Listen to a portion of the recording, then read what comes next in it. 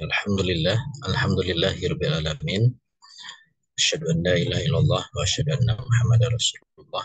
Allahumma sholli sallim ala sayyidina wa habibina wa maulana Muhammad ali sayyidina Muhammad kama shallaita ala sayyidina Ibrahim wa ala ali sayyidina Ibrahim wa barik ala sayyidina Muhammad wa ala ali sayyidina Muhammad kama barakta ala sayyidina Ibrahim wa ala ali sayyidina Ibrahim fil alamin innaka Hamidum Majid. Alhamdulillah malam hari ini kita bisa melanjutkan kembali kajian telah kitab Mafahim Siyasiyah di Tahrir, masih di bab tentang pergolakan atau permasalahan besar politik dunia, dan kita masih mengenali negara-negara adidaya ya. Kita sudah tuntaskan dunia Islam dan Jerman ya. Di pertemuan malam ini insya Allah kita akan bahas tentang Jepang, dan di kitab Mafahim Siyasi ini pembahasan Jepang ringkas saja ya. Nanti saya berikan beberapa maklumat tambahan ya, terkait dengan Jepang. Mudah-mudahan ini jadi tambahan informasi terkait dengan apa yang dibahas di dalam kitab Mafahim Siyasi. Sebelum kita masuk ke pembahasan, Jepang itu secara posisi ada di, kalau dalam pemetaan hubungan internasional, masuknya ke Asia Timur ya, East Asia, dan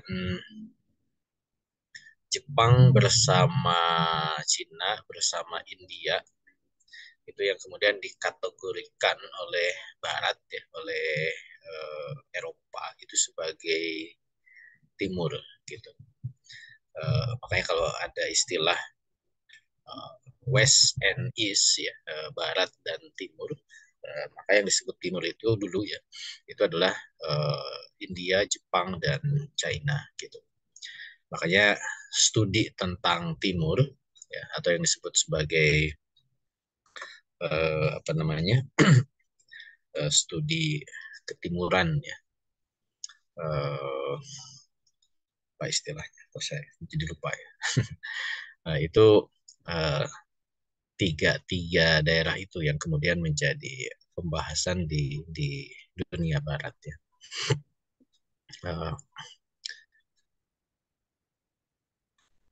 Kemudian nanti ingat ya, saya agak lupa. Dan peradaban Jepang ini peradaban yang cukup lama ya, cukup lama dan dikenal di dunia internasional klasik gitu. Sehingga sebenarnya tidak menjadi suatu hal yang mengherankan ya ketika Jepang itu menjadi negara adidaya, karena dia sudah sering berinteraksi dengan dunia luar. Nah, ini yang nanti membedakan karakter Jepang dengan China ya. Di Asia Timur itu kan ada empat tipikal ya. Ya kalau dulu saya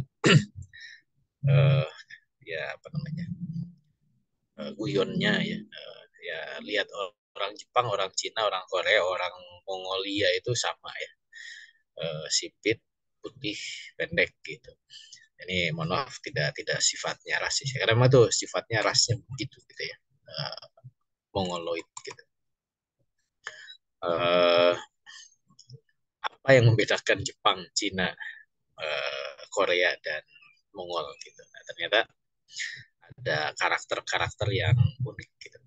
Maka dalam studi regionalism ya, studi kawasan, salah satu yang menarik dalam studi kawasan itu adalah ketika mempelajari Asia Timur. Salah satunya adalah yang sampai sekarang jadi isu di Asia Timur itu, mengapa kawasan Asia Timur itu tidak terbentuk organisasi kawasan. Nah, ini yang menurut saya juga penting ya, jadi catatan kita sebagai pengstudi hubungan internasional gitu ya. Mungkin kalau di buku-buku jarang kita temukan ya analisis semacam ini. Cuman ya ini maklumat yang ya sebagai yang sudah mempelajari kitab ini, kan ini kitab HI ya. Kita bisa mengenali salah satu keunikan itu. Jadi di Asia Timur itu adalah kawasan yang tidak ada organisasi internasional, organisasi regional. Kalau di Asia Tenggara ya kita ada ASEAN, gitu. Kemudian di Timur Tengah ada Liga Arab. Di Afrika itu mereka bisa bikin Afrika Union. Gitu. Di Asia Selatan ada SARS ya, organisasi Asia Selatan. Gitu. Di Asia Tengah ya, walaupun itu kawasan yang baru terbentuk juga ada organisasi kawasan ya. Nah, yang menarik justru di Asia Timur ya, di situ ada Cina, ada Jepang, ada Korea, ada Mongol, Korea juga ada Korea Selatan, Korea Utara ya. Kemudian ditambah ada Taiwan, ya ada Hong Kong. Itu tidak terbentuk organisasi di kawasan. Nah, ini juga yang menjadi dasar ternyata konflik regional di Asia Timur ini sudah ada sejak lama. Kebencian etnis ya, walaupun tadi kita melihatnya tuh mereka itu seperti mirip ya, seperti sama. Apa sih bedanya orang Korea sama orang Jepang? Itu kan sama saja orang yang sekilas melihatnya. Tapi ternyata kebencian etnis di antara mereka itu sangat kuat gitu. Sehingga orang Jepang itu dibenci oleh orang Korea gitu, dibenci oleh yang Cina. Cina juga ada konflik dengan Korea. Ya. Jepang ada konflik dengan Cina. Jadi mereka itu saling berkonflik. Gitu.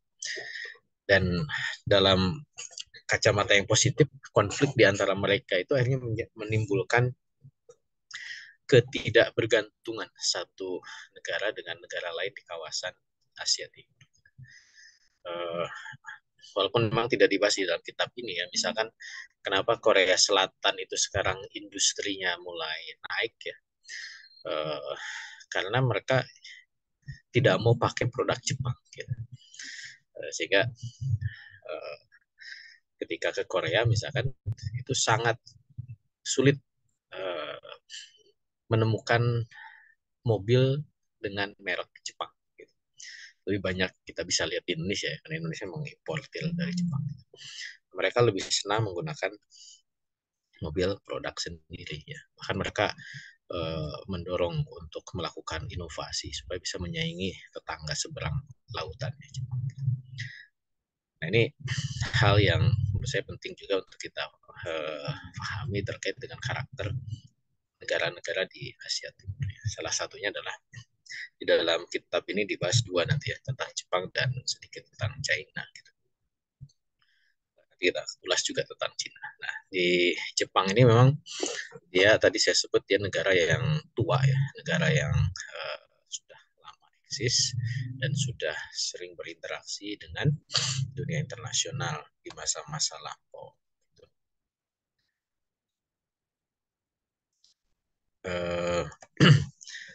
Jepang penduduknya 126 juta ya, tahun berapa ya? Ya masih sekitar itulah plus minus gitu ya.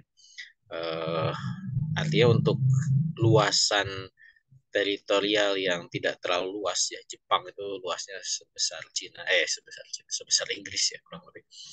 Itu ini setengahnya penduduk Indonesia kan gitu ya. Indonesia kan 270 juta. Nah, Jepang itu setengahnya. Walaupun memang sekarang Jepang ini mengalami krisis populasi karena memang tingkat kelahiran di Jepang itu minus ya. Artinya yang meninggal dibanding orang lahir lebih banyak yang meninggal. Gitu. Makanya nanti di grafik terakhir saya tunjukkan memang populasi di Jepang itu akan menurun drastis.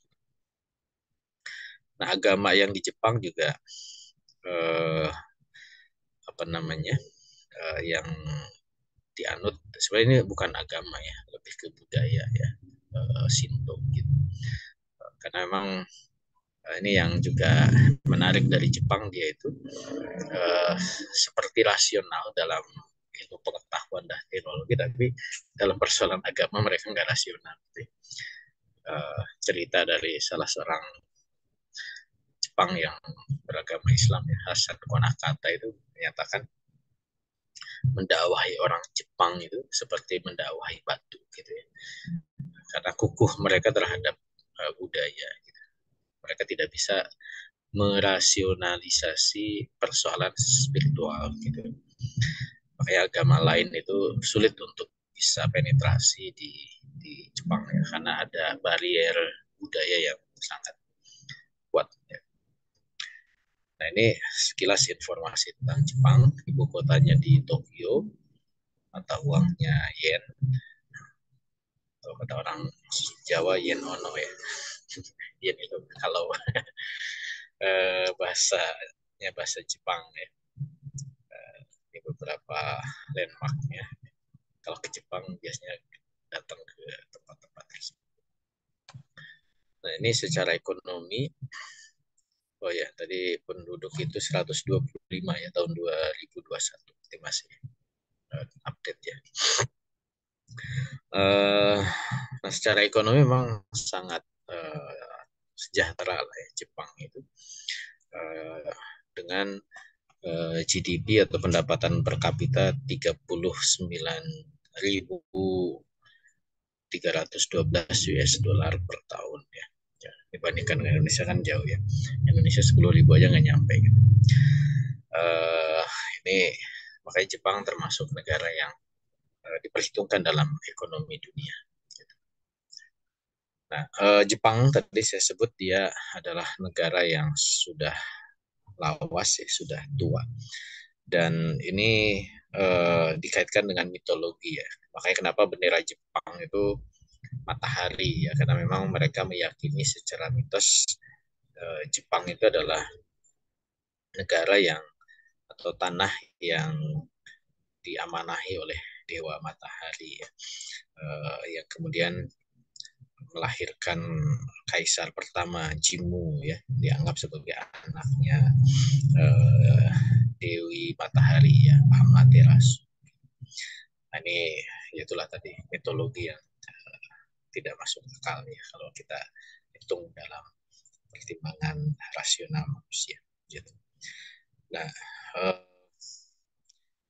ya karena ini sudah sangat lama ya, kurang lebih di 660 tahun sebelum Masehi, kan berarti zaman sebelum Nabi Isa alaihissalam ya, kalau pakai hitungan Masehi gitu.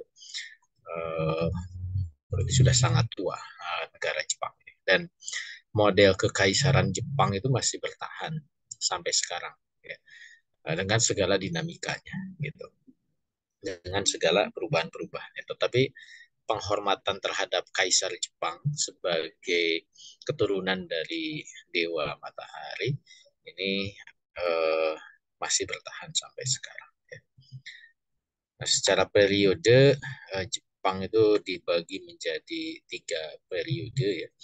Zaman prehistorik, kemudian zaman klasik, kemudian zaman pertengahan, dan zaman modern. Ya tentu Jepang yang menjadi adidaya yang di dalam pembahasan kita itu adalah Jepang di zaman modern gitu ya. Karena Jepang pada masa lampau itu memang hampir sama juga dengan negara-negara lain. Apalagi Jepang itu di periferal ya, di daerah pinggiran peradaban dunia seperti Cina juga. Karena peradaban besar dunia itu kan di Mediteran ya, di Laut Tengah gitu. Makanya kemudian tidak ada interaksi yang, walaupun tadi sudah melakukan perdagangan dengan negara lain sejak masa lampau, tapi tidak dalam konteks dia mempengaruhi peradaban dunia di masa lampau gitu. Nah, justru ketika pada masa modern pasca restorasi Meiji ya, Meiji itu nama kaisar Jepang yang melakukan modernisasi di Jepang, maka apalagi keterlibatan Jepang dalam Perang Dunia Kedua, walaupun dia kalah ya,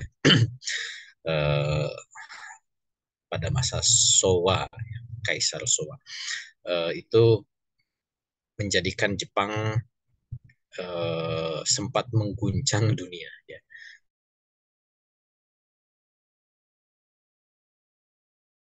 Punya kekuatan super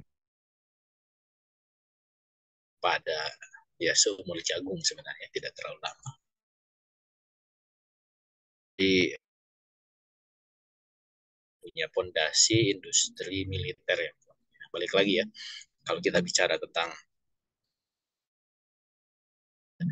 fondasi industrinya industri militer gitu, yang nanti kompensasinya ke kekuatan militer, itu yang menjadikan dia menjadi negara adidaya ya Jepang gitu.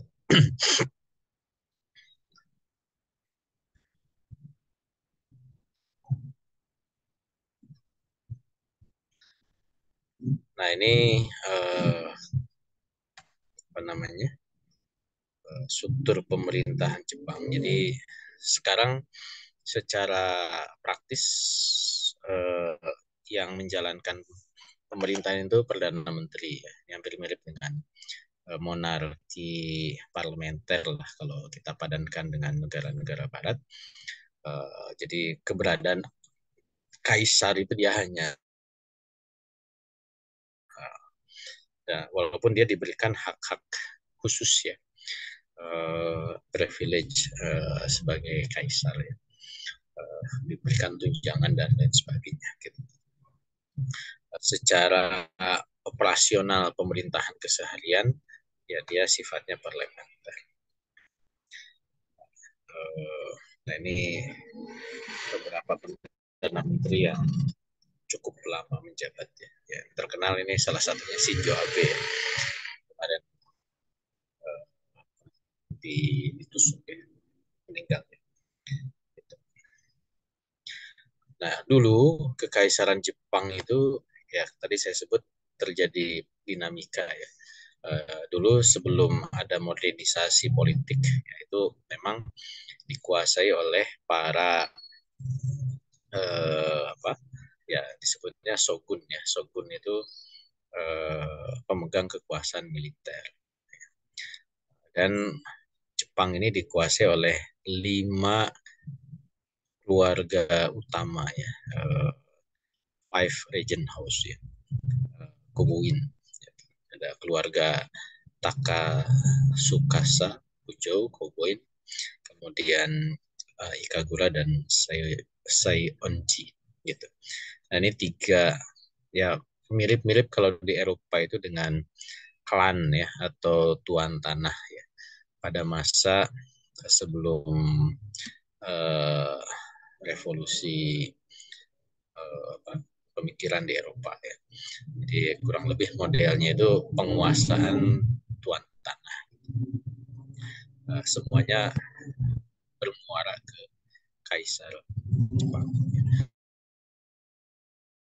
Nah, kendali melalui perdana menteri. Ini dulu ya, walaupun sekarang sudah mengalami perubahan-perubahan. Baik, disebutkan di dalam kitab ini bahwa Jepang itu lahir sebagai bangsa yang mahir ya, dalam perdagangan dan pelayaran. Jadi memang interaksi di masa lampau Jepang, eh, karena memang dia negara kepulauan, negara yang ada di tengah lautan, maka apa namanya aksesnya itu melalui laut ya. Makanya perdagangan utama Jepang itu adalah perdagangan melalui laut. Makanya titik-titik interaksi Jepang dengan negara-negara lain itu melalui akses lautan ya, ke arah selatan dari Jepang ke Pulau Formosa ya yang sekarang jadi Taiwan, kemudian ke Filipina ya, kemudian sampai ke arah selatan ke Indonesia gitu. Baru nanti masuk ke arena perdagangan melalui laut ke India dan ke Timur Tengah. Jadi memang rutenya seperti itu. Nah, ketika melalui rute darat, tentu Jepang akan berinteraksi dengan China. Gitu. Makanya penguasaan kekuatan laut Jepang ini menjadi ya pelayaran ya menjadi suatu hal yang dominan dimiliki oleh Jepang itu, termasuk ketika Jepang masuk ke tadi ya ke darat melalui Cina gitu. Nah, kalau kita lihat ini rute klasik perdagangan dunia ya di masa lampau, salah satunya dengan beberapa produk ya. Ada teh ya, ada apa kapas ya, kemudian ada gading gajah ya ivory, kemudian ada ya coca, kemudian ada tomat dan whisky misalkan ya. Nah, ini juga menarik kalau kita belajar apa namanya kesamaan bahasa ya. Mungkin yang suka makan di rumah makan Jepang kan itu terkenal ada ocha ya. Ocha itu teh ala Jepang. Nah, jadi kalau teh di apa diperdagangkan melalui jalur darat, nah, itu namanya pakai ca gitu. Ada ocha, cha, chai gitu ya. Chai ya, itu berarti dia tehnya itu melalui jalur darat. Tapi kalau tehnya itu melalui jalur laut ya, kayak kita kan teh di Indonesia itu. Kemudian di daerah Cina itu disebutnya tea. Kemudian ada uh, tea ya, ya bahasa Inggris kan tea ya, oleh orang-orang Portugis, oleh orang Inggris. Itu berarti dia teh, tea, tea gitu ya, itu melalui jalur laut. Gitu. Ini contoh saja ya. Sama juga misalkan tentang tomat gitu ya, itu juga ada kesamaan produk yang eh, menunjukkan ada interaksi perdagangan klasik di negara-negara yang saat itu berinteraksi gitu. Salah satu cara mengeceknya itu adalah dengan eh, penamaan ya, nama yang yang sama atau ada kemiripan. Gitu. Nah, ini maklumat saja. Ya. Nah tadi ini jalur perdagangan laut dari Jepang ya. Jadi memang dia interaksinya itu ke arah selatan. Karena kalau ke arah utara kan tidak ada negara yang eksis ya.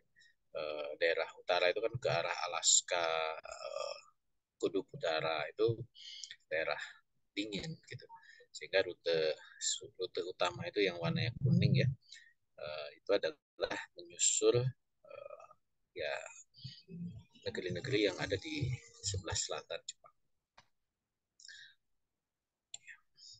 Nah, kemudian juga disebutkan di dalam kitab ini bahwa Jepang ini dia hidup di negeri yang sempit. Gitu. Jadi pembagian teritori Jepang itu memang sangat, kalau kata orang Sunda itu renyak gitu ya, yang banyak gitu ya, dengan pulau-pulau yang ada ya. Memang ada 3 pulau utama ya. Ada Pulau Hokkaido yang ada di atas, kemudian ada Pulau Kyushu dan ya yang lainnya. Nah, ini tetapi karena sistem klan ya, kalau kita lihat dari pewarnaan yang disebut sebagai prefektur. Kalau kita itu apa prefektur? Itu mungkin kabupaten ya. Akhirnya kemudian itu dibagi sesuai dengan sejarah penguasaan lahan oleh keluarga-keluarga di masa lampau gitu. Ini juga menjadi pengaruh terhadap penyusunan administratif yang ada di Jepang. Gitu. Itu lagi ya. Nah, Jepang ini ya dia awalnya di kepulauan yang tadi ya, Pulau Hokkaido, Pulau Honshu, Pulau Shikoku, dan Pulau Kyushu. Itu 4 pulau utama yang ada di Jepang. Tetapi pada masa kejayaannya, ya Jepang itu sempat menguasai wilayah yang cukup luas, ya terutama pada saat Perang Dunia Kedua. Ya. Kalau kita lihat dari tahun ya, kalau kita lihat di atas itu eh, mulai melakukan akuisisi ya, itu memang pasca atau menjelang Perang Dunia Kedua ya. Dia mulai masuk ke Cina ya, ke daerah Manchuria, kemudian mulai memperluas wilayahnya ke daerah selatan, sampai kemudian melakukan okupasi besar-besaran pasca dimulainya Perang Dunia Kedua ya, dengan mengalahkan penjajah-penjajah Barat di Asia Tenggara ya. Mulai dari mengalahkan Prancis di Indochina, Inggris ya, di daerah Malaya, sampai juga mengalahkan Belanda ya, sehingga dapat menguasai wilayah Indonesia. Gitu. Makanya wilayah terluas dari Jepang itu di tahun 1942, itu yang peta sebelahnya, itu dengan luas wilayah yang luar biasa ya. Artinya ya Asia Tenggara dan sebagian besar Asia Timur gitu. Bahkan di wilayah-wilayah Pasifik ya, yang nanti memicu terjadinya peperangan antara Jepang dengan Amerika Serikat. Nah, inilah yang menjadikan Jepang itu menjadi sebuah empire ya, sebuah negara yang sangat luas ya. Walaupun tadi kalau 42 sampai dia kalah perang di tahun 45 hanya sebesar sebesar selama 3 tahun saja. Gitu. Tidak cukup lama penguasaan wilayahnya. Makanya dengan penguasaan wilayah yang sebentar ini, uh, impact atau pengaruh ya dari Jepang di daerah-daerah yang pernah dikuasainya itu ya tidak apa tidak tidak begitu nampak. Apa sih pengaruh misalkan Jepang di Indonesia gitu ya, dari sisi bahasa misalnya, kalau bahasa Belanda mungkin masih ada, bahasa Portugis masih ada, orang Indonesia itu menggunakan bahasa-bahasa eh, mantan penjajahnya gitu, karena memang kita pernah dijajah. Tapi kalau bahasa Jepang yaitu praktis ya, itu tidak tidak ada sisa. Kalaupun ada mungkin eh, apa peninggalan-peninggalan yang sifatnya fisik gitu. Kalau di Bandung itu ya ada gua-gua Jepang yang memang dulu digunakan oleh Jepang untuk pertahanan militer gitu ya. Eh, nah, sekarang jadi tempat wisata gitu. Nah, paling hal-hal yang sifatnya fisikal aja. Nah, ini wilayah teritori terluas dari Jepang. Nah, berikutnya Jepang itu punya dua karakter yang menonjol ya, yang menjadikan Jepang itu menjadi punya potensi tadi menjadi negara adidaya. Itu pertama adalah keberanian, ya ini hampir sama dengan yang sebelum-sebelumnya ya. Jadi memang negara adidaya itu harus punya karakter keberanian ya. Keberanian itu nanti diimplementasikan dalam kemampuan dalam aspek militer ya. Nah, yang kedua, Jepang ini juga punya kemampuan atau punya sifat kalau mengerjakan sesuatu itu mengerjakannya dengan baik gitu. Nah, kalau kita baca di karakter Jepang itu yang sangat terkenal ini ya, uh, karakter Bushido ya. Ya, mungkin ini juga bisa jadi pelajaran ya buat kita. Pertama ki ya, integrity ya. Jadi punya integritas. Ada rei ya, respect, atau dia betul-betul kalau dia warrior ya, seorang pejuang itu ya dia juga menghormati yang lain. Kemudian juga heroic ya, kemudian punya honor ya, punya harga diri ya. Makanya kalau Jepang itu salah satunya kan kalau kalau kalah itu ya dia punya rasa malu ya. Rasa malunya itu ya harakiri, bunuh diri gitu. Ya memang ya itu buruk juga ya kalau dalam perspektif Islam ya. Tapi dengan menjaga kehormatannya itu, ini yang kemudian dimiliki oleh Jepang. dan juga karakter-karakter yang lain. Uh, Karakter lain yang dimiliki oleh Jepang yang terkena itu Kaizen ya. Nah ini yang kalau tadi disebut apa kemampuan untuk bekerja dengan baik. Nah ini juga dimiliki oleh Jepang yang disebut dengan Kaizen. Artinya ada continuous improvement ya. Jadi melakukan perbaikan yang sifatnya terus menerus. Dan ini menjadi filosofi bisnis bangsa Jepang ya, dengan prinsip Kaizen ini. Gitu. Jadi dia tidak hanya kreatif ya, tapi juga dia ngulik gitu ya. Bahkan ketika dia bekerja itu ya dia serius, kemudian ya terus mencari inovasi-inovasi sehingga Jepang akhirnya uh, ya terdepan ya, salah satu negara yang terdepan dalam teknologi gitu. Termasuk dulu juga pada saat peperangan dengan mengembangkan teknologi peperangannya gitu dengan prinsip Kaizen ini gitu. Ya ini yang kemudian dimiliki oleh Jepang. Ya.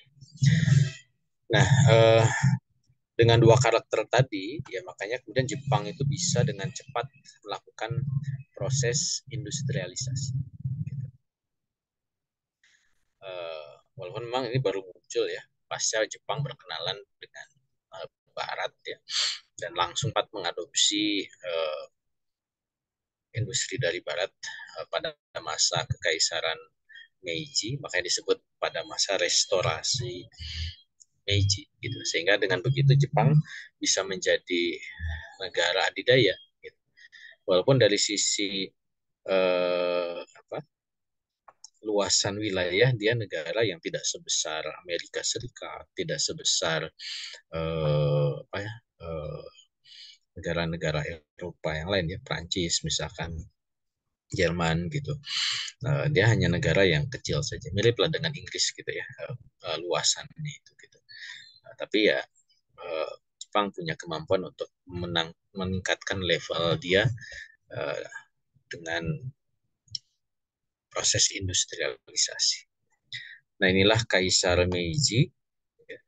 Jadi memang restorasi Meiji itu ya di tahun 1869. Ya. Dan memang saat itu beriringan ya dengan mengakhiri kekuasaan shogun ya di dalam pemerintah, sehingga mengadopsi model pemerintahan Eropa gitu. Walaupun tidak terlalu akurat ya, kalau yang suka nonton film itu ada namanya The Last Samurai ya. Itu kurang lebih settingannya itu adalah berakhirnya masa shogun dan kemudian Barat itu mulai melakukan apa namanya perbaikan persenjataan Jepang ya, karena Jepang belajar senjata mesin, senjata tempur, teknologi perang dari Barat ya, meninggalkan model peperangan ala tradisional Jepang. Tapi Meiji juga dia mencoba mempertahankan ya tradisi-tradisi Jepang gitu ya. Apa saja yang dia lakukan ya? Pertama, posisi dia sebagai kaisar itu ya tidak lagi sekedar simbol. Ini pada masa Meiji, walaupun nanti pada masa berikutnya itu dikembalikan ke posisi spiritual ya. Nah, kemudian juga Meiji melakukan interaksi dengan negara-negara Barat ya, Amerika, kemudian dengan Inggris gitu ya, dengan yang lain. Dan negara-negara Barat juga bersaing untuk bisa masuk ke Jepang. Gitu. Modernisasi ekonomi, penguatan militer, kemudian proses belajar ya Jepang kemudian jadi concern tentang pembelajaran di Jepang itu kemudian diberikan perhatian yang luas, makanya salah satu yang terkenal ya sekarang pendidikan itu merujuknya ke Jepang ya, dalam konteks bagaimana mereka bisa belajar ya dengan efektif efisien gitu ya, kurang lebih begitu, sehingga mendapatkan lejitan di dalam proses pembelajaran. Nah, kemudian juga menyederhanakan leveling masyarakatnya. Jadi rigid society ya, tingkatan-tingkatan masyarakat yang memang dia kompleks itu coba disederhanakan. Dan ketika industrialisasi meningkat, maka otomatis kekuatan militer Jepang juga semakin meningkat. Kalau kita lihat di grafik ini kan melejit gitu ya, secara ekonomi dari Jepang ini dibandingkan dengan tahun-tahun sebelumnya. Nah, ini beberapa dalam konteks industri ya, beberapa yang dilakukan oleh Jepang ya pada saat restorasi Meiji ya. Mulai dari membangun institusi tekniknya ya, engineering institutionnya, melalui training atau melalui sekolah industrinya, kemudian pertambangan, membangun kereta, kemudian juga budaya kerjanya, bangun pelabuhan, komunikasi, industri besi, manufacturing, dan juga R&D lah ya, survei, riset gitu semacam itu.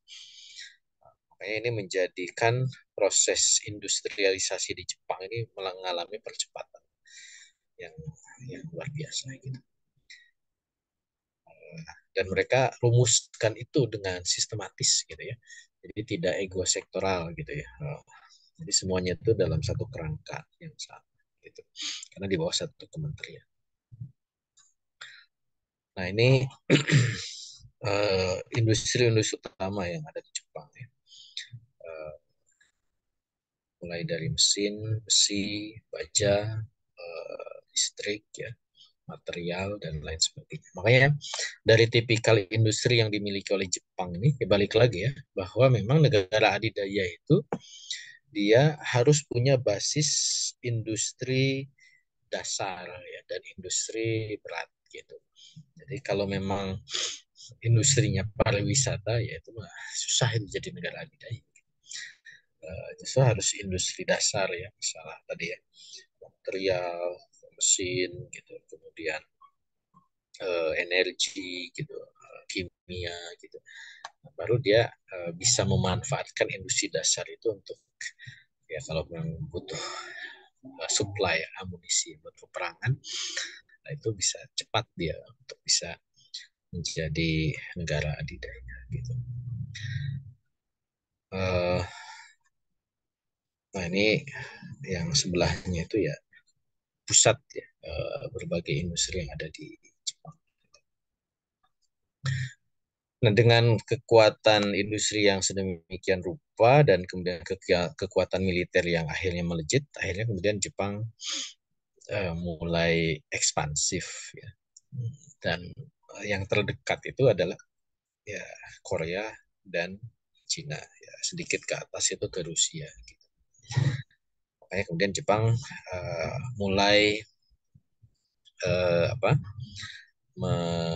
ya sebelum Perang Dunia Kedua ya. Jepang itu juga sudah mulai usil gitu ya, menyerang wilayah. Kan kalau pakai teori ruang hidup ya, negara yang memang sudah butuh sumber daya alam yang dia tidak ada lagi di wilayahnya, ya dia nyari ke sekitarnya. Ya pada saat itu tentu pilihannya dengan aneksasi, ya, melakukan peperangan. Makanya terjadilah perang antara Jepang dan Cina ya di tahun 1694 sampai 95 ya. Dan tentu Korea itu kan dilewati, maksudnya itu sudah otomatis ya. Kalau mau masuk Cina ya menguasai Korea gitu. Makanya balik lagi ke tadi, jadi dengan okupasi seperti tadi, maka akhirnya negara-negara sekitar ya, itu mulai dikuasai oleh Jepang. Ya, Korea misalkan, Korea itu ya awalnya dia dilindungi oleh Jepang, makanya dikuasai oleh Jepang, jadi negara protektoratnya Jepang, sampai akhirnya kemudian dikuasai secara penuh ya tahun 1910. Kemudian Manchuria itu mulai dikuasai dan dibuatlah negara boneka, seolah-olah merdeka padahal dia di bawah kendali Jepang gitu. Nah, baru masuk ke selatan ya. Dan pada saat Perang Dunia Kedua ya baru lebih ke selatan lagi ke wilayah Asia Tenggara. Itu pasca Perang Dunia Kedua mulai gitu. Jadi memang impact-nya seperti itu. Nah, lebih jauh lagi eh, karena sudah semakin kuat ya, makanya kemudian dia ke timur gitu ya. Jepang itu mulai menyerang Amerika Serikat ya, yang sangat terkenal kan penyerangan terhadap Pearl Harbor ya. Jadi kalau lihat di peta ya, memang harus dibuat bulat nih buminya ya, biar kelihatan seberapa jauh sih Jepang ke Amerika. Kalau petanya datar kan kayaknya jauh banget gitu. Tapi kalau lihat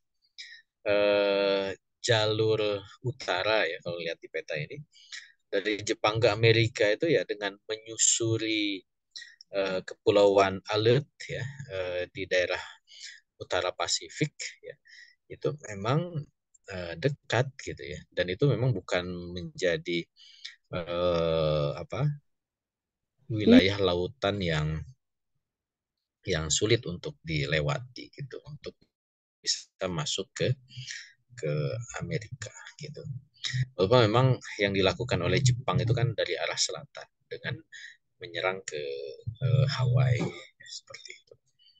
Nah, makanya kemudian kenapa Jepang melakukan ini, karena kalau lihat potensi ancaman terhadap Jepang ya, maka negara besar yang mengancam Jepang pada saat itu adalah potensinya ya, itu adalah Amerika Serikat gitu. Karena kalau di barat itu kan Cina itu lemah ya. Bahkan Jepang bisa kuasai itu Cina gitu. India masih terlalu jauh dan dia juga tidak punya kekuatan yang signifikan. Eropa jauh banget gitu ya. Maka yang terdekat negara besar yang menjadi potensi ancaman terhadap Jepang itu adalah Amerika Serikat. Makanya itulah yang menjadikan kenapa terjadinya peperangan antara Jepang dengan Amerika Serikat gitu. Jadi dia langsung membidik ke musuh potensi utama yang mengancam, yang bisa mengancam kekuatan Jepang pada saat itu. Gitu. Makanya terjadilah perang. Dan ya itulah yang terjadi ya. Uh, Sudah banyak ya kita lihat di kajian baik melalui buku ya ataupun juga di film-film ya, bagaimana kemudian terjadinya peperangan antara Jepang dan Amerika. Jadi kalau kita petakan ya inilah pemetaan teritorial militernya Jepang ya. Pada saat itu ada inner ring, itu adalah wilayah utama yang memang betul-betul dikuasai oleh Jepang. Kemudian ada wilayah selatan ya. Wilayah selatan itu ya Indonesia, Asia Tenggara, wilayah Cina itu terbagi dua, dan baru ke wilayah Pasifik. Nah, ini pembagian teritorial apa yang kedepannya itu menjadi arena pertempuran ya antara Jepang dengan Amerika Serikat dan sekutunya. Nah, jadi arena peperangan Jepang dengan Amerika Serikat itu adalah di kawasan Pasifik ya. Jadi perang di udara dan perang di lautan. Gitu.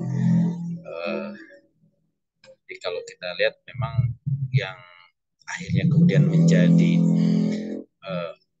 cost-nya tinggi ya di dalam peperangan Jepang dengan Amerika itu karena peperangannya itu bukan di darat ya. Peperangannya itu di udara dan di lautan. Nanti dalam konteks hukum internasional ya, terkait dengan pengaturan hukum laut dan hukum udara, nah ini juga salah satunya adalah dipicu dengan eh, arena pertempuran ya pada saat peperangan di Perang Dunia Kedua antara Jepang dengan Amerika Serikat ya. Kapal karam, masalah kapal selam ya, kemudian masalah penyerangan terhadap pelabuhan dan sebagainya, sebagainya. Jadi ini dikembangkan dari sini. Makanya kemudian ketika akhirnya Jepang kalah di Perang Dunia Kedua dan Amerika menjadi adidaya, maka kemudian cara yang paling utama yang dilakukan oleh Amerika, ya ini hampir sama juga yang dilakukan Amerika terhadap Jerman, adalah bagaimana kemudian industri yang dimiliki oleh Jepang itu tidak lagi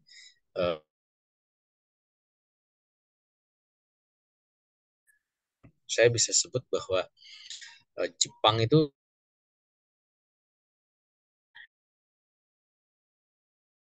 dunia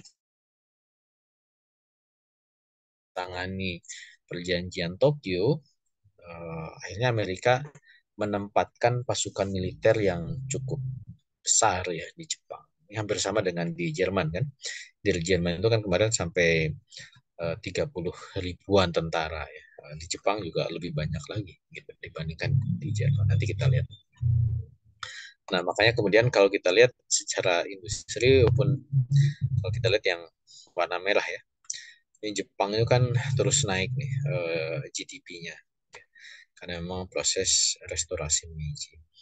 Nah, tapi ya perang kan dia kolaps ya, kalah gitu. Turun, kemudian kemudian dia pasca perang dia bisa bangkit lagi dan bangkitnya Jepang itu hampir sama dengan Jerman ya. Mungkin memang jarang dibahas kalau Jerman itu kan dia mendapatkan Marshall Plan ya, bantuan Amerika terhadap negara-negara di Eropa yang melakukan proses recovery pasca Perang Dunia Kedua. Nah, sebenarnya Jepang juga mendapatkan hal yang sama gitu ya. Jadi tidak tidak seolah-olah Jepang itu dia bangkit gitu sehingga menjadi industri yang maju. Gitu. Terus yang memicu Jepang menjadi negara industri pun adalah karena memang ada support dari Amerika Serikat. Sehingga Jepang pun bisa kembali menyeimbangkan posisinya ya, bahkan hampir setara dengan Amerika Serikat dalam konteks ekonomi. Gitu. Nah, cuman tadi dia tidak tidak boleh memberikan perhatian terhadap industri militer, tetapi ya industri ekonomi ya saja gitu.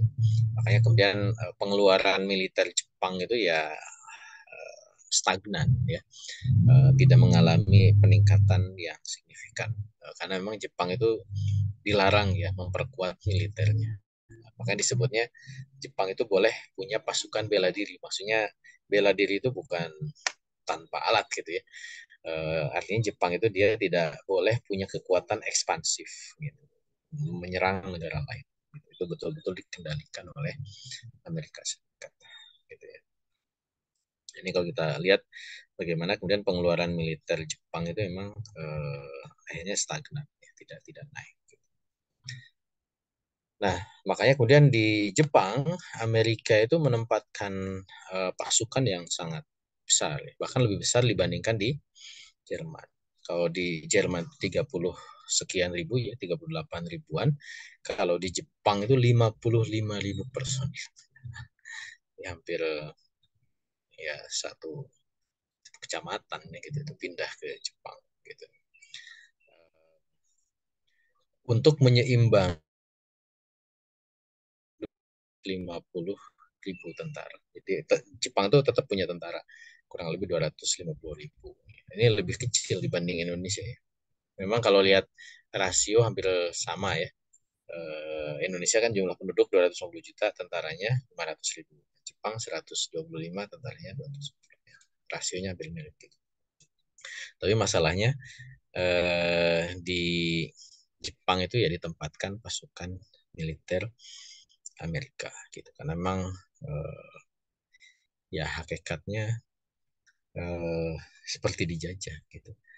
Nah tadi saya sebut bahwa Jepang itu dia boleh punya militer tapi disebutnya self defense force, yang disebutnya pasukan bela diri gitu.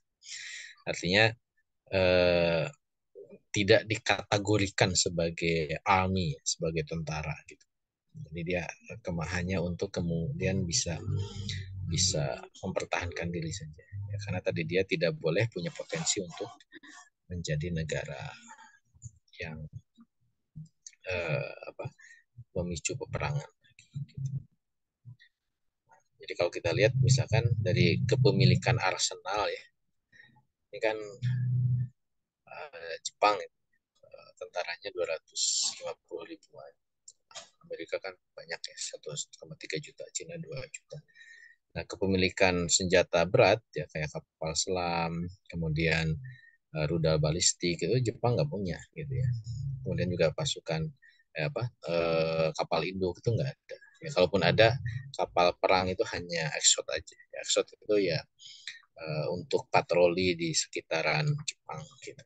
Tidak sampai punya kapal perang yang bisa menyerang gitu ya.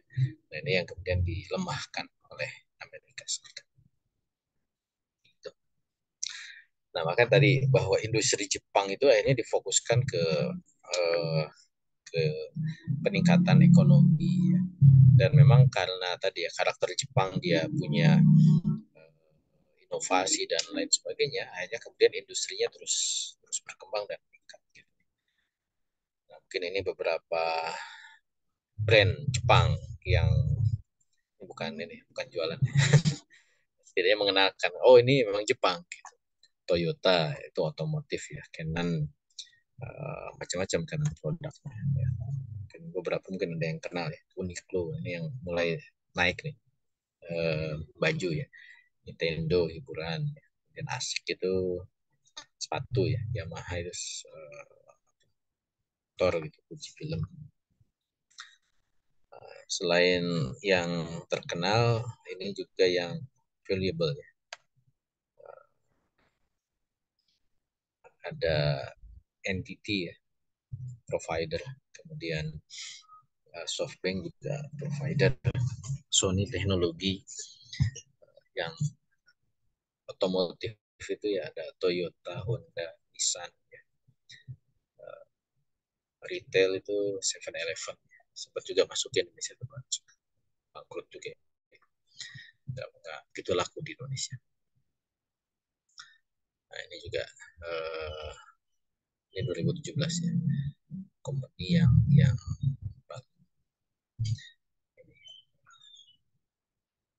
baik.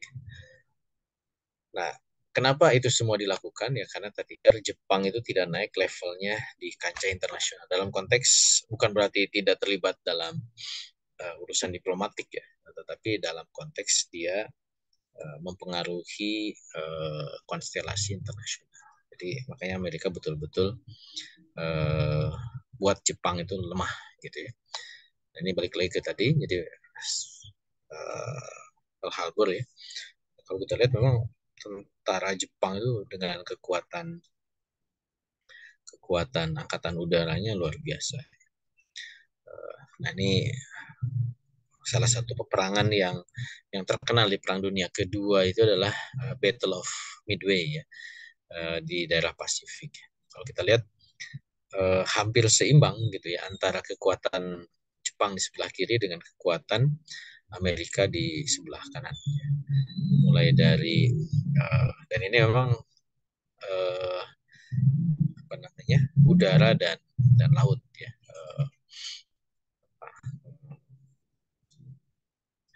alat tempurnya. Gitu. Ada filmnya, Battle of Midway. Kalau mau nonton silahkan. Ya, film itu apa film perang itu seru kalau nonton. Kalau terlibatnya mengerikan. Ya kayak saudara-saudara kita sekarang kan di Palestina. Lihat foto-fotonya kan kayak seru gitu ya, kayak main game aja gitu. Oh, ya, tapi kenyataan di lapangan kan itu perang ya. Ada korban, ada yang meninggal, ada kesedihan. Gitu. Ya. Nah ini yang saya sebut bahwa Jepang itu sebenarnya dijajah oleh Amerika. Karena memang Amerika membuat operasi penaklukan Jepang ya, Operation Dawn Wall ya. Ada Olympic Operation dan Coronet Operation. Ini di luar pengeboman Hiroshima Nagasaki bom atom. Ya, jadi tidak hanya kan yang kita kenal itu Jepang kalah karena dibom oleh Hiroshima oleh bom atom. Ya, tidak hanya dibom, tapi juga tentara Jepang tentara Amerika itu masuk gitu. Hampir 1,7 juta tentara masuk ke Jepang gitu. untuk bisa mengalahkan 3,5 juta tentara Amerika tentara Jepang yang ada di Jepang itu sendiri. Gitu. Makanya kemudian secara bertahap kan tentara Amerika mulai dikurangi kan, tapi masih tersisa 50-an ribu tadi ya tentara Amerika yang ditempatkan di Jepang.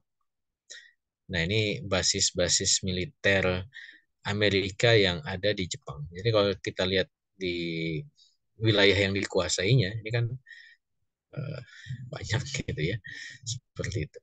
Bahkan kalau lihat di peta sebelahnya, hanya hampir di semua prefektur yang ada di Jepang itu di situ ada fasilitas militer Amerika. Gitu. Jadi apa bedanya dengan penjajahan kan? Ya cuman memang ya itulah penjajahan modern tidak ketara ya seperti. Nah ini kalau kita bandingkan bagaimana perjanjian Amerika dengan negara-negara yang dikalahkan pada saat Perang Dunia Kedua ya. Ada Jepang, Jerman dan Italia ya. Terkait dengan hubungan mereka dengan militer Amerika. Ya, seperti apa gitu. Jadi memang dibuat aturan-aturan yang ketat sehingga 3 negara yang menjadi musuh Amerika di Perang Dunia Kedua itu tidak lagi punya potensi ancaman ya untuk bisa membuat Amerika jatuh dari posisinya sebagai negara adidaya. Terakhir, ya Jepang itu tetap dia punya potensi secara ekonomi, bahkan dalam continental shift ya, economic continental shift ya, pergeseran ekonomi di benua-benua ya, Jepang itu memang dia awalnya memang ada di urutan kedua ya secara ekonomi setelah Amerika, walaupun sekarang Cina kan emerging ya.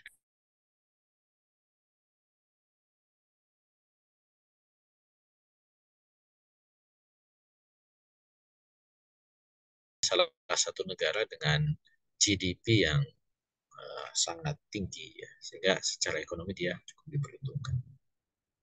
Dari sisi kesejahteraannya, memang Jepang itu cukup tinggi juga. Gitu.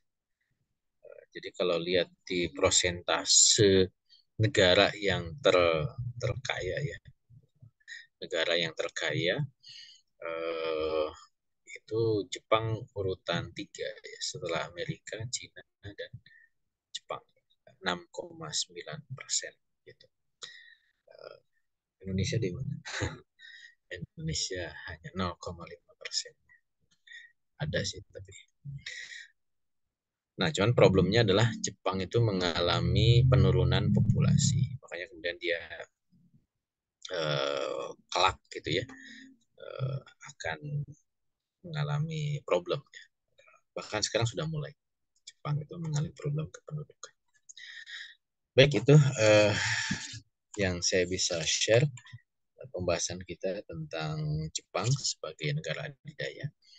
Kalau ada yang mau kita diskusikan, walau alam.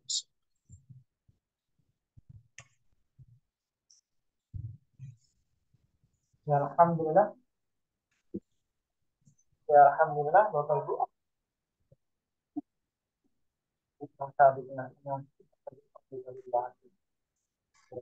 Sejarah sampai bagaimana perkembangan Jepang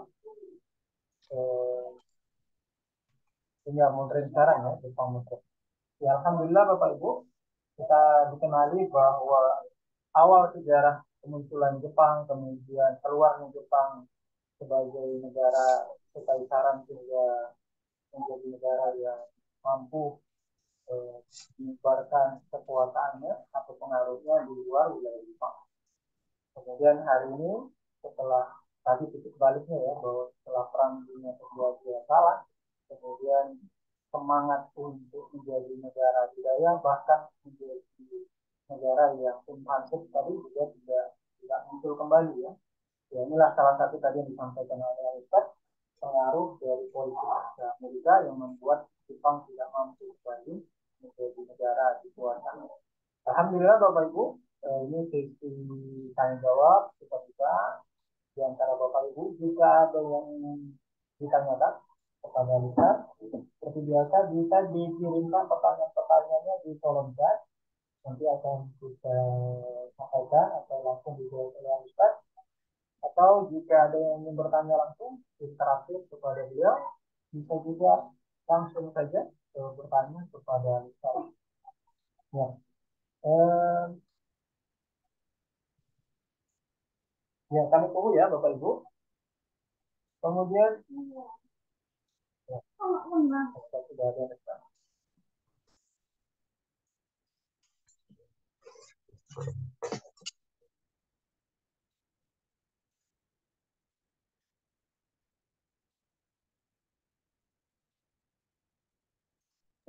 Ini pertanyaannya kita baca ya Ustaz ya. Pertanyaan sudah ada dari Ummu Muflihan. Beliau bertanya, ini ada dua pertanyaan Ustaz. Apa yang melatar belakangi Jepang maju dari industrinya, dalam industrinya? Apakah ada faktor lain yang tidak dimiliki oleh negara lain?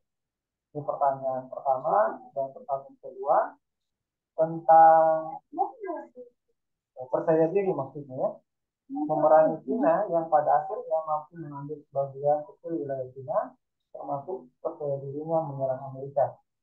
Apakah ini cukup didukung dengan kekuatan industri dan ekonomi saja, atau memang ada kekuatan militer di balik segalanya? Mohon penjelasannya.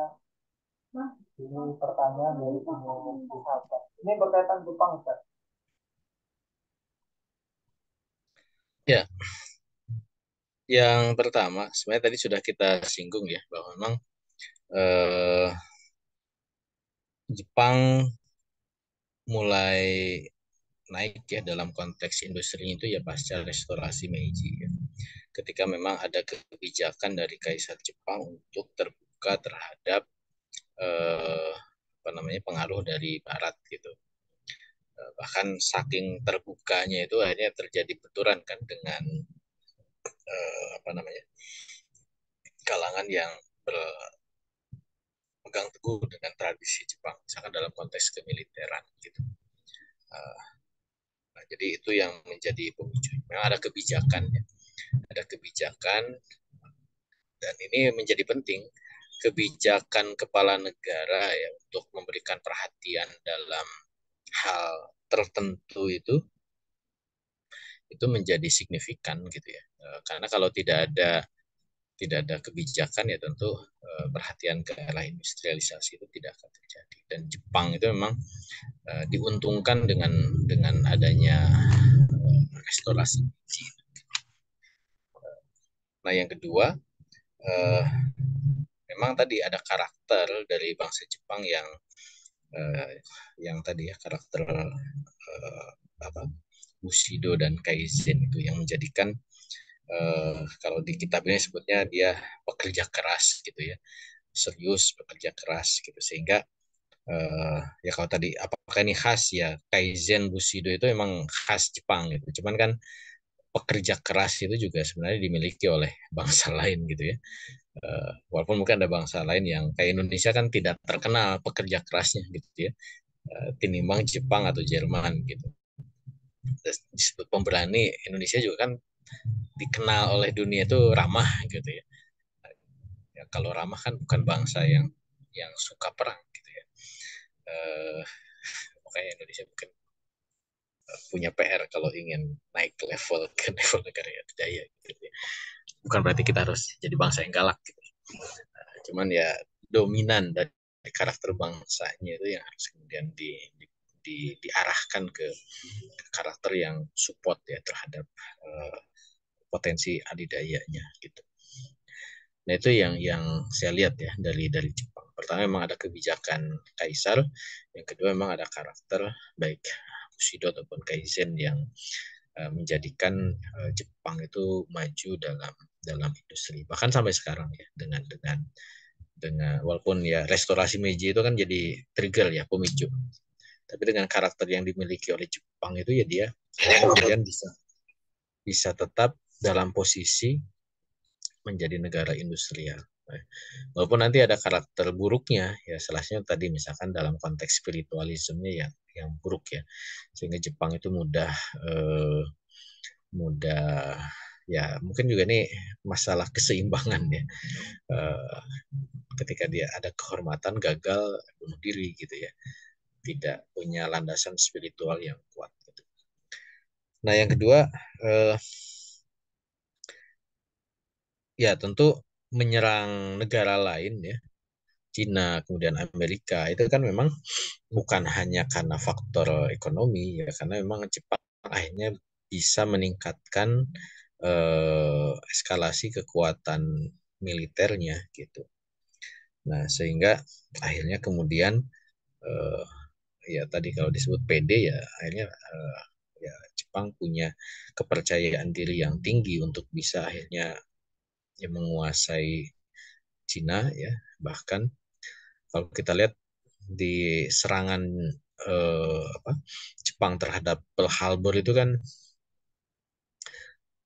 itu serangan yang masif gitu, mengerahkan eh, ribuan pesawat tempur ya, walaupun ya pesawat tempur yang sederhana pada saat Perang Dunia Kedua gitu. Sehingga kalau saya baca misalkan deteksi radar Amerika itu kan bingung juga gitu karena saking dikirimnya banyak pesawat ya. Eh, ini apa gitu? Apakah awan gitu ya? Ya karena kan radar saat itu masih terbatas gitu karena saking banyak ya. Ada benda bergerak bersama-sama dalam jumlah yang masif gitu. Ternyata itu ya pesawat Jepang yang diterbangkan jauh ya dari Jepang. Eh, Bahkan ada prinsip misalkan pesawat Jepang itu kan dengan prinsip keberaniannya ya, mereka itu hanya diterbangkan satu satu ini satu ya tidak PP ya satu trip gitu ya. Terbang tapi tidak terima balik gitu, artinya kan pilihannya dia serang dan kalau amunisinya habis ya dia jadikan pesawat itu sebagai amunisi. Nah, itu memang jadi kombinasi ya antara kekuatan militernya dengan keberaniannya gitu. Uh, itu ya kurang lebih Ibu Mufliha. Walau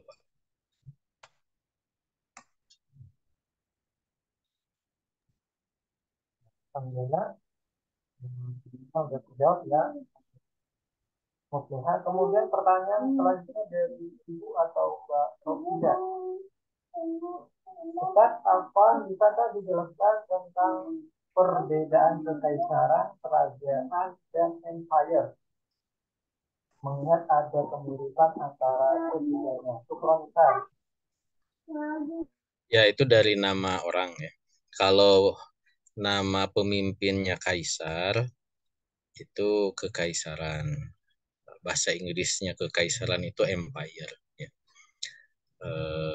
Imperial emperor emperor itu ininya kaisarnya gitu. Nah, kalau raja bahasa Inggrisnya kingdom ya. Dom ini dom ya. Dom ini kan penguasaan oleh raja, kingdom gitu. Ada queendom jarang ya, ratu. Kalau di barat itu misalkan ada konsep Christendom, ya berarti kekuasaan gereja. Kingdom kekuasaan oleh raja. Gitu. Uh, Keduanya itu kalau dalam konteks pemerintahan disebutnya monarki ya. Kekuasaan di tangan satu orang. Ya, monarki itu bisa disebut sebagai kingdom, kerajaan, kadang disebut sebagai emperor ya, kekaisaran gitu ya. Bahkan Barat mengkategorikan misalkan keemiran atau emirat ya, kesultanan gitu ya. Kemudian karena kan dinisbatkannya itu ke orang ya, kekhalifahan gitu. Khalifah itu pemimpinnya, kekhalifahan pemerintahannya. Kesultanan, sultan itu orangnya, kesultanan pemerintahan. Itu merujuknya ke orang yang berkuasa. Walaupun memang tidak tidak sepenuhnya tepat ya kalau dipadankan dengan emirat sultanate atau khalifat ya, kehilafahan, kesultanan atau keamiran gitu. Karena kan nanti harus dilihat dia itu mengaturnya berdasarkan apa ya. Kalau benar mengaturnya berdasarkan kehendak orang tersebut ya, makanya disebutnya monarki, kekuasaan di tangan satu orang. Nah, maka ya itulah disebut sebagai monarki. Tapi kan kalau kehilafahan atau kesultanan itu dia mengatur eh, penguasa itu hanya pelaksana terhadap aturan. Karena aturannya adalah sudah baku. Aturannya dari Al-Quran dan Sunnah. Aturannya dari Allah gitu. Tapi kalau kerajaan, kalau kekaisaran gitu ya, itu orangnya yang punya kekuasaan dan punya kehendak dalam membuat aturan. Walaupun nanti kalau bicara tentang kewilayahannya, kadang kan disebut juga eh, empire juga gitu. Kehilafahan itu disebut empire juga. Karena biasanya kalau disebut kekaisaran atau empire itu dari sisi luasan teritorial itu luas gitu ya. Walaupun memang ukuran luas itu juga apa subjektif ya. Nah, kalau kerajaan itu biasanya lebih kecil gitu. Nah, kalau disebut kekaisaran atau empire itu memang wilayah teritorialnya itu sangat sangat luas gitu. Mungkin itu sedikit untuk bisa membedakan. Ya, walau. Terus cukup jelas ya, sudah apa yang tadi disampaikan. Kemudian pertanyaan selanjutnya Ustaz dari Pak Herman Basi. Izin bertanya Ustaz, adakah riwayat kontak antara Jepang dengan Daulat Islam sewaktu eksis baik kerjasamanya ataupun terjadi penyerangan selain yang barat? Yang pertama. Yang kedua, apakah Jepang masih punya potensi untuk berbicara banyak dalam kancah konstelasi politik ke depan? Mengingat Jepang sekarang dikendalikan. Bukan. Ya, saya ada satu slide tadi yang saya belum share ya. Nah, ini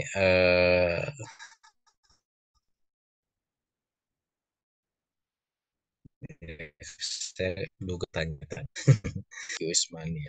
Kalau dengan kehilafan sebelumnya, memang tidak ya mungkin ada ya, cuman saya juga perlu telusuri ya. Tapi setidaknya dengan Turki Utsmani itu sempat ada hubungan yang cukup baik ya. Eh, ada kunjungan dari apa, Pangeran Jepang ya, Komatsu, dia datang ke Istanbul tahun 1887 dan kemudian ada kunjungan balik dari utusan Turki. Nah, ini yang menjadikan hubungan Turki-Jepang itu menjadi hubungan yang ya dramatis ya. Kenapa disebut dramatis? Karena kapal yang membawa utusan Turki ya, Ali Usman Pasha itu tenggelam di Jepang gitu. Nama kapalnya Urtugul Frigate ya. Urtugul itu kan pendiri Turki Utsmani ya. Yang dari 500-an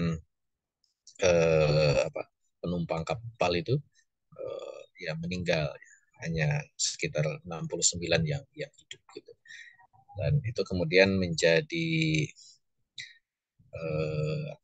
ya tragedi yang membuat ya apa ya justru mendekatkan hubungan Turki dengan Jepang gitu.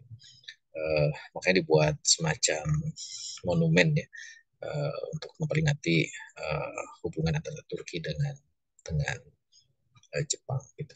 Walaupun memang konteks uh, relasi Turki dan Jepang ini tidak dalam konteks ya kalau Perang Dunia Kedua kan Turki sebenarnya udah bubar ya, sudah diganti Turki Republik gitu.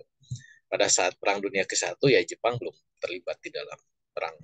Walaupun ini kan pada masa Turki Utsmani ya, tapi sudah ada relasi itu. Tapi Jepang juga tidak dalam posisi dia terlibat di dalam Perang Dunia ke-1 mendukung Turki, tidak begitu gitu ya. Karena memang posisinya juga jauh, arena Perang Dunia I itu kan di Eropa gitu. Tetapi bahwa ada hubungan yang baik ya, karena memang ada hubungan dagang, kemudian juga dulu ya tadi saya sebut Jepang itu kan ketika restorasi Meiji dia terbuka dengan utusan dari negara lain ya, salah satunya juga selain dari Barat ya, Turki Utsmani juga masuk ke Jepang gitu. Dan sebenarnya responnya itu baik ya, cuman masalahnya kan Turki Utsmani itu sedang decline ya, sedang posisi turun posisinya dalam kancah politik internasional gitu. Itu terkait dengan uh, Turki dan Jepang ya, Turki Utsmani ya.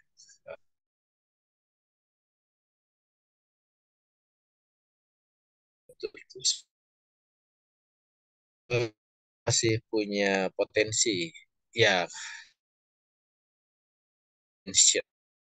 di dalam kitab ini itu adalah negara-negara yang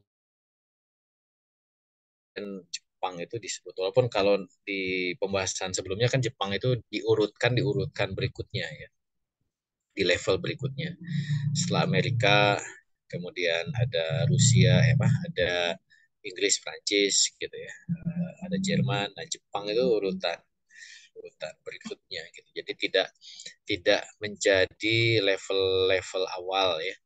Uh, Kalau dia mau masuk ke level internasional. Karena memang sama seperti Jerman, daya apa daya erat Amerika terhadap Jepang itu memang sangat kokoh ya. Makanya Jepang itu adalah satelitnya Amerika gitu. Amerika tidak mau kemudian Jepang itu menjadi ancaman di masa depan. Karena kan ada traumatik ya. Secara historis Jepang itu satu-satunya negara yang menyerang Amerika gitu ya. Dalam secara sejarah negara lain itu nyerang Amerika. Terlepas dari terorisme ya, 911 gitu ya. Jerman tuh nggak nyampe nyerang Amerika kan. Di Soviet juga ya dulu krisis Kuba saja itu juga Kuba ya, tidak sampai nyerang. Tapi Jepang itu benar-benar secara historis pernah nyerang Amerika.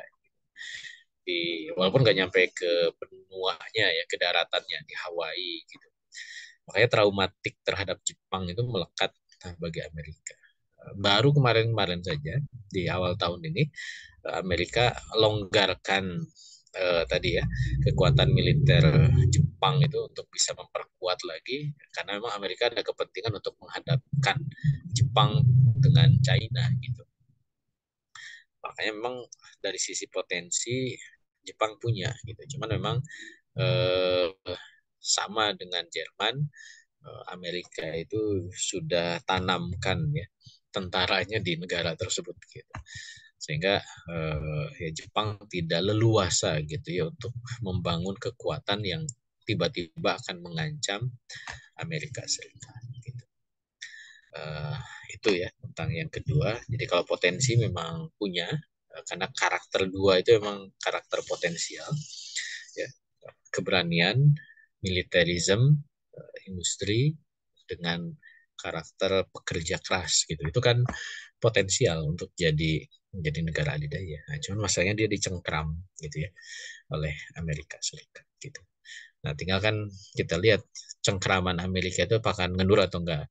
Mengendur yang sifat, kan Amerika mungkin pragmatis aja, dia kendurkan cengkraman terhadap Jepang. Karena ada lawan yang lebih permainan politik ya. Ini Jepang ngancem, Amerika ngancem, tapi Jepang ini lebih mudah dikendalikan. Ya udah gunakan Jepang melawan Cina gitu ya. Uh, Walaupun nanti kalau Cina-nya udah kalah ya Jepang dicengkram lagi gitu, itu bisa saja gitu. Karena emang tetap itu terjadi traumatik sejarah ya bagi Amerika Serikat. Dan isu keamanan Amerika itu kan sekarang bergeser ke Pasifik ya. Karena Amerika itu sudah dianggap bisa mengamankan Atlantik. Kan Amerika itu ada dua benua kan. Lihat peta di belakang ya. Sebelah barat itu sebelah sebelah sini ya. Ini Pasifik, sebelah sini Atlantik gitu ya. Atlantik itu Amerika sudah ikat dengan NATO. Gitu. Pasifik itu Amerika hanya bisa ikat kerjasama dengan negara-negara. Gitu. Dia ikat Jepang, dia ikat Korea Selatan, dia ikat Filipina, dia ikat Thailand. Tidak ada kesatuan bersama di Pasifik, di Pasifik gitu. Nah, beda dengan di Atlantik. Atlantik itu sudah selesai, clear lah. Ancaman dari arah timur itu dipastikan nggak ada. Di barat ini masih ada ancaman gitu ya. Dulu Jepang, sekarang Cina gitu. Pasifik ini menjadi menjadi apa istilahnya ya, ruang kosong ya. Amerika belum belum safe ya di situ gitu. Apalagi setelah menguatnya China gitu ya. Ya, walau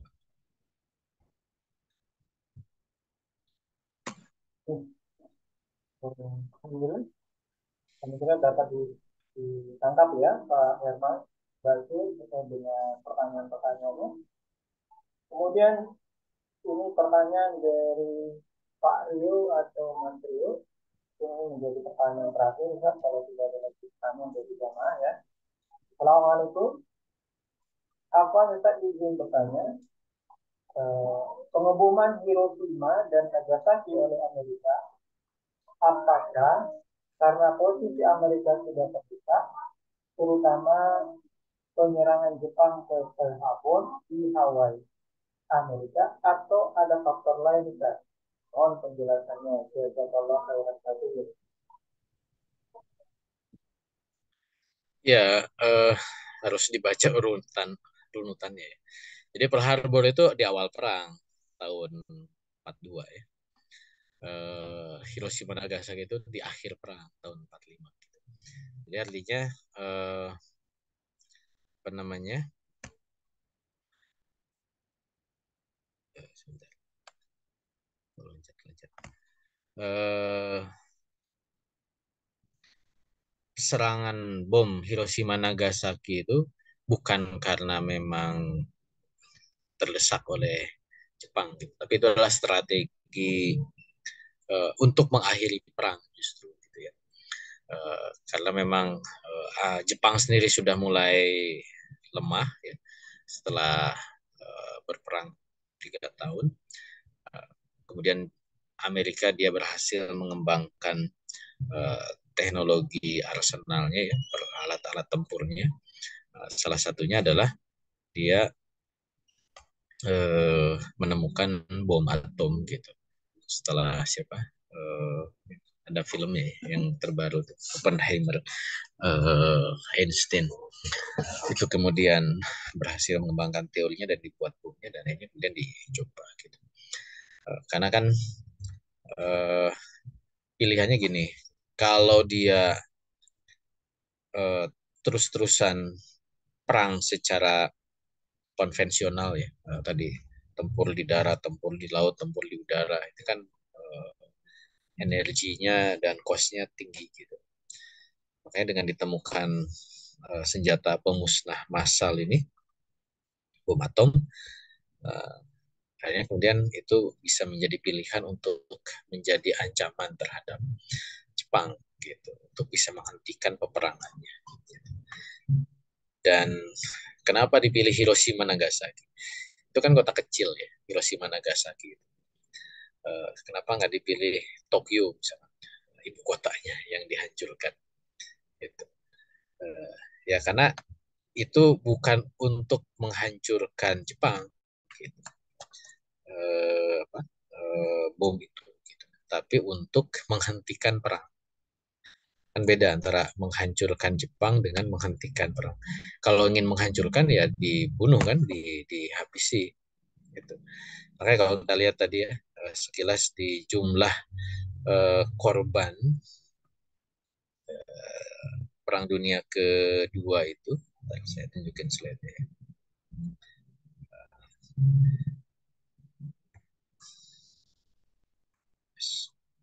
Tadi. Ini jumlah korban di Perang Dunia Kedua. Jadi Jepang itu ya 2 juta ya, 2 juta, 2 juta tentara, 2 sampai 3 juta sipilnya ya. Yang merah itu kan apa antara tentara dan sipilnya 2 juta itu tentaranya, sipilnya kan tidak sampai jutaan gitu ya. Eh, ya ini walaupun tidak saya ini ngomongin nyawa orang, nyawa itu manusia ini gitu. Tapi siapa yang banyak korban? Justru yang banyak korban itu ya ini Uni Soviet gitu ya. Karena emang itu jadi arena perang. Nah, Cina ini kan Jepang nih yang membuat banyak penduduk Cina meninggal ya, sampai hampir 20 juta gitu. Di Indonesia benderanya masih merah putih biru ya, karena masih jajahan Belanda. Gitu. Nah, itu juga banyak nih, kita ada 4 jutaan. Ini perkiraan ya, perkiraan eh, jumlah yang meninggal. Gitu. Amerika itu nggak ada penduduk yang meninggal, karena bukan arena perang. Gitu. Dia hanya tentaranya aja. Tentaranya juga nggak nyampe sejuta tuh yang mati gitu ya. Hanya tentaranya gitu. Nah, Inggris juga karena bukan arena perang. Nah, dia hanya tentaranya aja yang mati. Gitu. Tapi yang lain-lain itu dia karena arena perang ya ada penduduknya. Gitu. Nah, jadi balik lagi ke tadi bahwa eh, pengeboman bom atom terhadap Hiroshima dan Nagasaki itu adalah untuk menghentikan perang. Gitu. Makanya dipilih kota kecil, bukan Tokyo yang akhirnya yang matinya banyak. Gitu.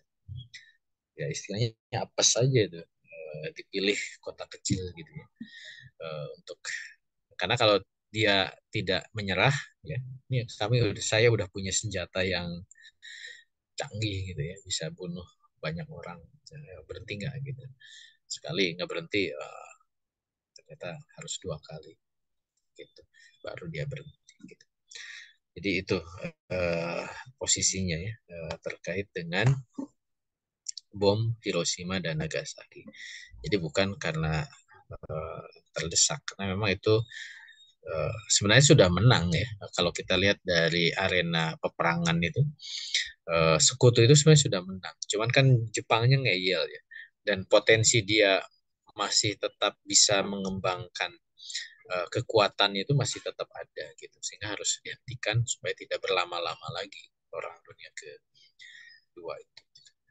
Sehingga ya apalagi tadi sudah ditemukan bom yang canggih ya, dan ya udah sekalian dicoba bom itu gitu. Ya itu walau.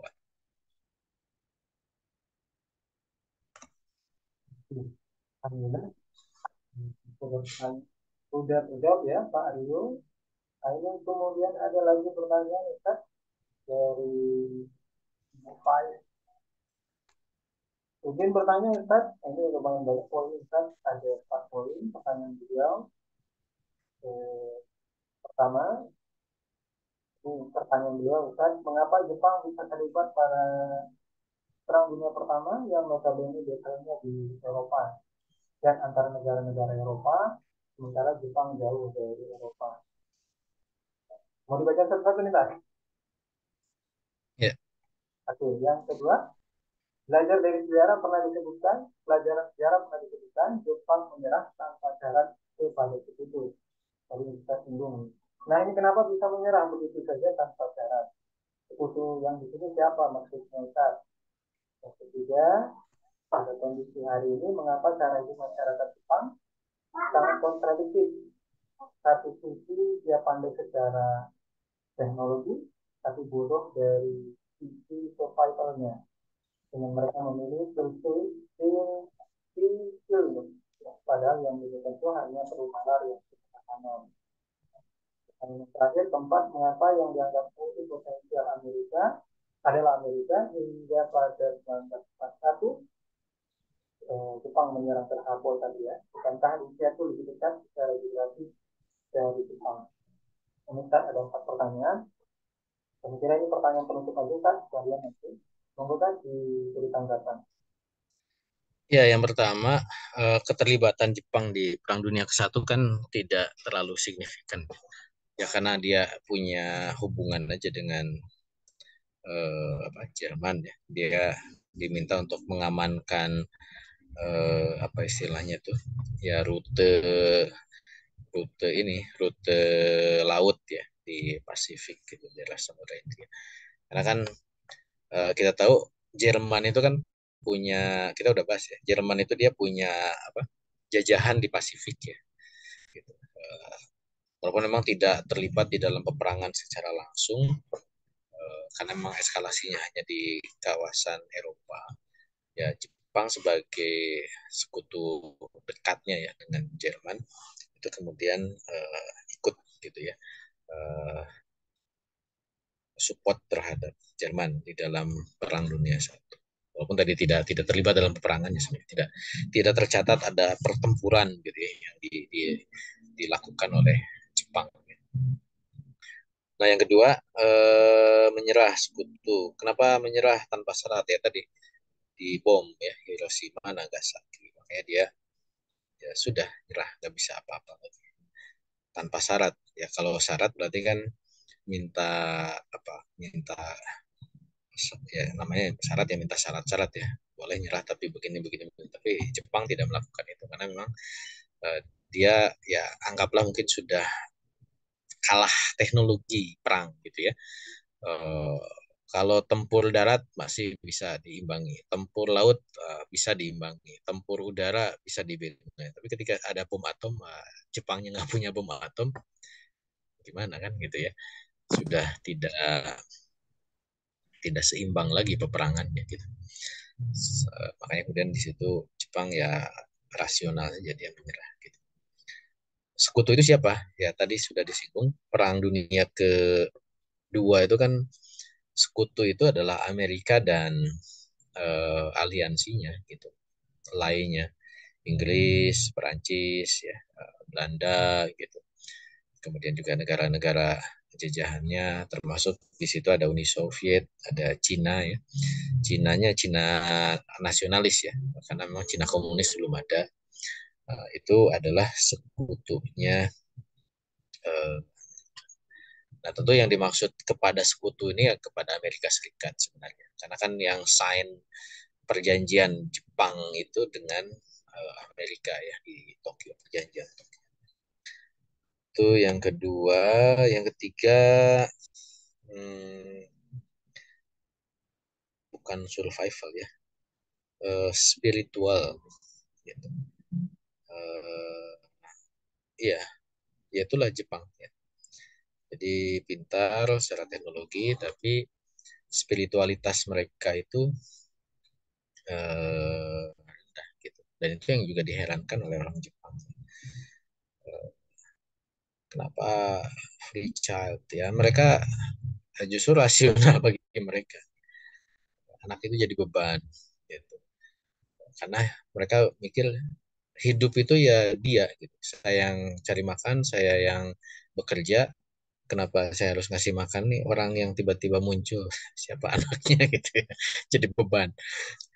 Apa sih, buat apa gitu. Ini kan orang lain, anak itu dianggap orang lain gitu. Saya capek-capek tapi saya harus nafkahin gitu. Ya itu kan juga rasional gitu bagi orang yang berpikir seperti itu. Ya itu kan masalahnya nanti kalau dalam konteks konsepsi saksi ya, itu di pemahaman terhadap naluri ya, geriza gitu. Sehingga naluri mereka itu juga coba mereka selesaikan dengan rasional rasio mereka gitu. Ketika nikah itu jadi beban, buat apa sih nikah? Rasionya kan berpikir oh nikah itu bukan untuk komunikasi saling curhat atau yang lain-lainnya ya. Tapi ya, jinsiah saja, seksualitas saja gitu. Ya kalau seksualitas nggak usah nikah ya. Ya mungkin bisa jajan, mungkin bisa dengan boneka, bisa dengan alat. Nah, itu yang dikembangkan kreatif orang Jepang gitu ya. Ya, kreatifnya begitu karena eh, ya kalau berpikir ya itu tidak mustanir gitu. Eh, Mikirnya hanya dangkal saja gitu. Atau mungkin hanya sampai level mendalam ya, amik saja gitu, tapi tidak dikaitkan dengan banyak hal gitu. Saya melihatnya salah satunya adalah juga karena dia berpikir cepat ya. Berpikir cepat itu kan bahaya kalau tidak mustahil gitu. Karena dia ingin segera dapat jawaban. Nah, karena untuk berpikir mustahil itu kan dia harus sabar, cepat tapi sabar. Gimana caranya? Ini kan luar biasa. Dia harus coba hubungkan dengan ini, hubungan ini ya. Cuman dia ini butuh solusi segera gitu. Ya udah ini aja gitu. Karena untuk bisa solusi yang benar itu ya mungkin harus ya pikir lagi sehingga menemukan solusi yang sahih gitu ya. Gitu. Yang ketiga, yang keempat, mengapa Amerika bukan Rusia? Ya Rusia itu ya mungkin secara geografis dekat gitu kan, Rusia itu luas ya. Eh, Cuman pusatnya Rusia itu kan di Eropa, bukan di Siberia ya, di di apa namanya, di sebelah timurnya Rusia gitu. Tapi Rusia yang menjadi ancaman itu adalah Rusia Eropa.